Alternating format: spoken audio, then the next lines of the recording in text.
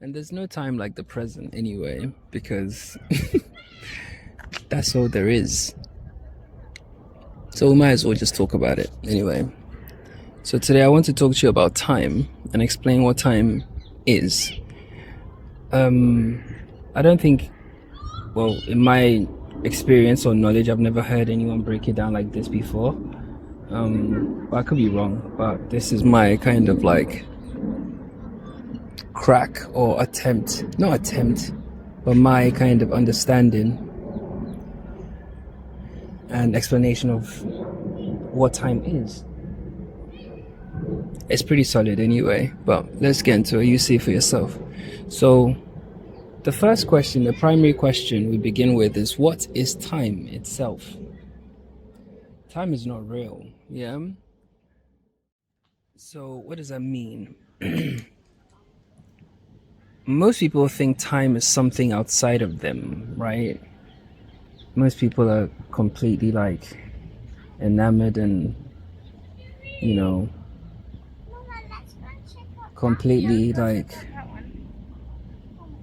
under the illusion of it, and they think that time is happening to them in terms of things like aging and rushing around going nowhere, because they think it's something that's happening outside of them because they live in their bodies. Yeah, when I say they live in their bodies, we all live in our bodies, but they actually think that they are a body, not consciousness having an experience through a body. Yeah, that's why they are slaves to time. So when people think of time as something outside of them, they view it almost like a river, that they are floating down, or some sort of like hourglass thing that's in the sands of time are just like dictating what's happening, if you like. But time is not real, not like how we think anyway, because time is not something that you're in. It's something that you're actually creating. Yeah. Excuse me. So what does that mean? Because time is energy in motion. Yeah, I know. I've seen this floating around, but when people say, "Oh, energy in motion means it refers to emotions," that's actually dog crap. It's not. No, it's not. It's not the real meaning of energy in motion, because when energy is in motion, that refers to change. That's what we are. We're children of change. I explained this back along. But time is a symptom of that. Yeah. Now, time is what energy feels like when it moves or changes states. Yeah. Time is not a force, but it's a symptom of us, of our existence. Time is a symptom of change itself, and we are change. Yeah, that's what we are. Every second of every moment ever, we are experiencing change. Yeah, nothing is stationary. nothing stays the same. Everything's constantly changing. Yeah, I think I use a celestial example. You can think of it this way. Yeah, let's look at water. Yeah, because water is consciousness materialized. Yeah, because water sustains life, water carries life. We're practically mostly water. Yeah, it manifests itself in a 3D as the world that we actually live in, quote unquote, is mostly water. Without water, we're fucking dead, so on and so forth. Yeah, now imagine you're standing on the shore of a beach or the edge of an ocean. Yeah, the moment a wave rises, you perceive the before and after. Yeah, that's what time is. But what's actually happened? It's just the ocean experiencing itself, or the ocean shifting itself. Nothing has actually happened. No time has passed as far as the ocean is concerned. It just experienced itself. It shifted in its seat, if you like. Yeah. So without the wave, there's no time. Because stillness doesn't know time. Only movement, aka change, does. Yeah. So in truth, time is how the formless, experiences form. Let me say that one more time, because this is key. Time is how the formless experiences form, because without time, The formless can't experience form. One second. Because the formless one, yeah, i.e., the awareness behind your eyes, yeah, consciousness itself is completely still, because it's infinite potentials, all things, all directions, all the time at once, yeah. It has no reason to move and do what? There's nothing to do. You're all there is. So if you want to experience form, you need time, which is what it's like, almost like an extension that allows you to experience change, yeah. And what is change? Change is you being able to interact with yourself, yeah. So think of it this way again, like the example of the movie reel, yeah, or a film strip, yeah, because each moment in your life is like a single frame on a reel of film, yeah. Think of like snapshots, yeah.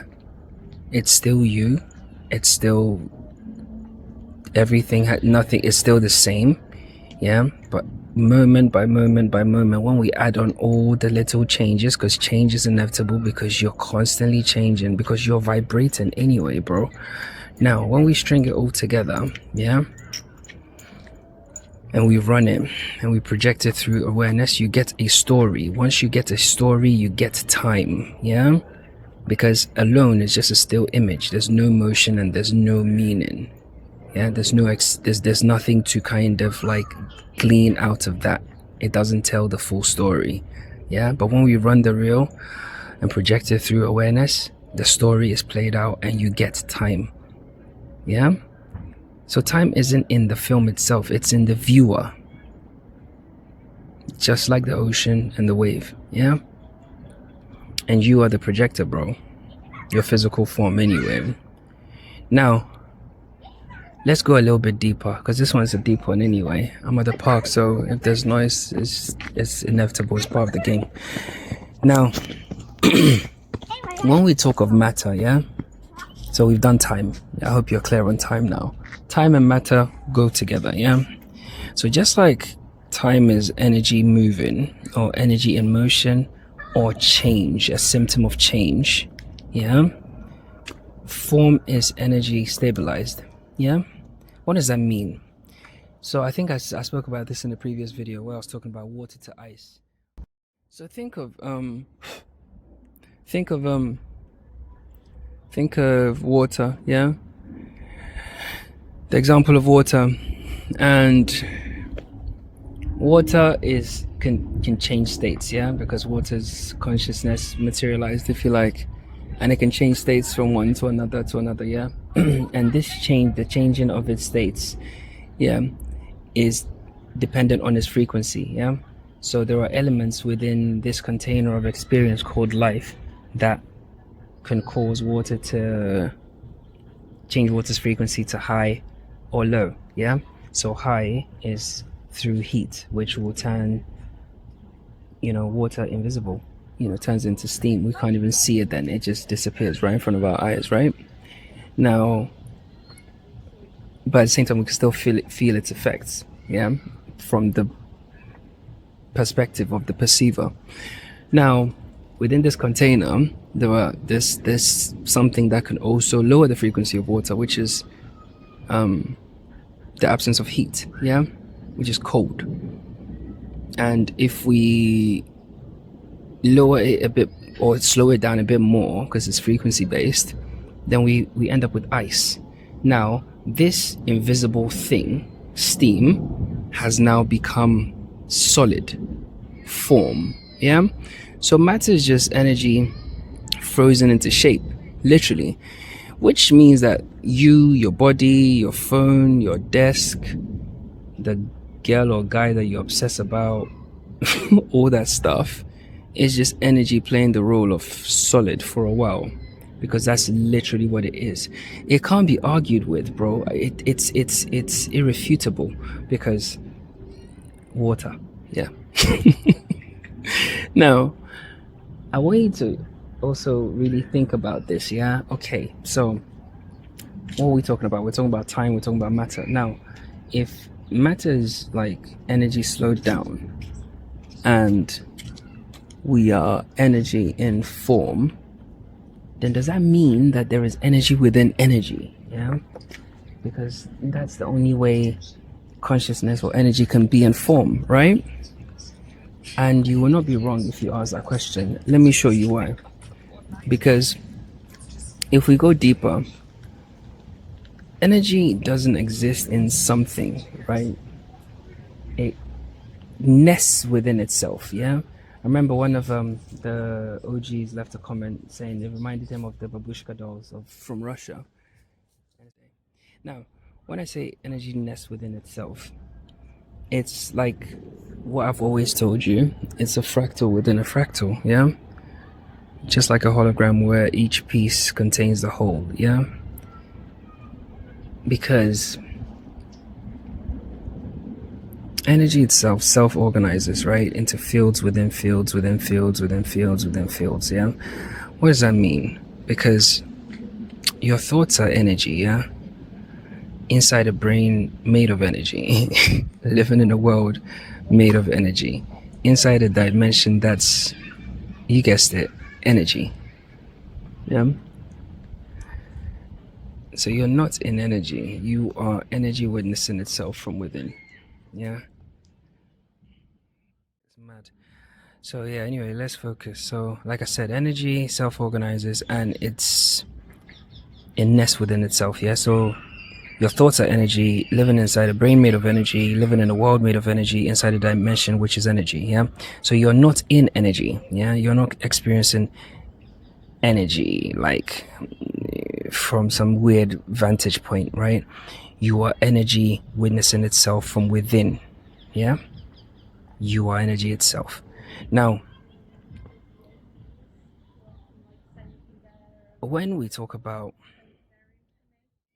actually, let me go back a second because I actually want to make this really important point about energy within energy. Yeah.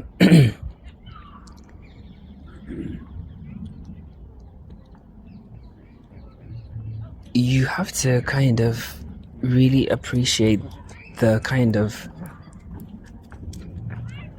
multi-layered nature of the whole thing. Yeah, it's like fields within fields, but you are the intelligence behind it all. Yeah, so let me give an example. I often talk about the dream. Yeah, dream reality, simulation, whatever. Yeah, but okay, you're in a dream, and the dream is energy. Yeah, it's made up of energy. It's built from an energetic structure, within the mind. Yeah, supposedly. Now, in that dream, you walk, you talk, you board a plane, you climb a mountain, you morph into a dragon, you grow wings and fly, or whatever. That's also energy. Yeah, I want you to really understand that because it's energy just nestled within energy.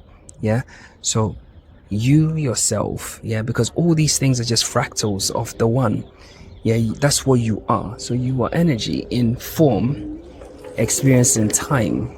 Yeah, so it's energy nestled within energy, experiencing the very energy, just changing states. Yeah, literally, that's what life is. That's what time is. Now, I hope you've got that. Now, from that point, hold on.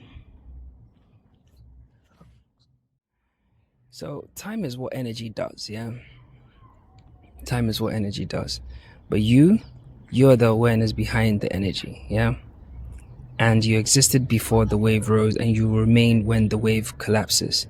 The wave is simply form. Yeah, you, the human body thing that you see in the mirror every day, that you fucking moisturize and cream and shape up and shave its balls and all the rest of it. It's that thing. That's just a symptom of the ocean shifting and experiencing itself. Yeah, so then that kind of brings us nicely to the next question. So who are you really? You're not the clock, you're not the body, and you're not the story. You can't be that. You cannot be the body, bro. You can't be it. I'm still here, bro. If you have a compelling argument, bring it. Let's dissect it. But I'm pretty sure you don't have one. You can't be the body. Anybody that proposes that you are the body is stupid. They're not. They just haven't gone far enough, or they don't know enough. Yeah. So you are the stillness watching the sequence. That's what you are. You are the breath before the moment. Yeah. That's what you are. And you are the presence behind the projector. Yeah. Everything you're looking at is being projected from you. I've explained this ad infinitum is there. But you're the presence behind it. And from that space, you don't chase time. You can't. It's no point. You direct it because you choose your experience. Anyway, yeah, that's time for you. Until next time, don't let it go over your heads.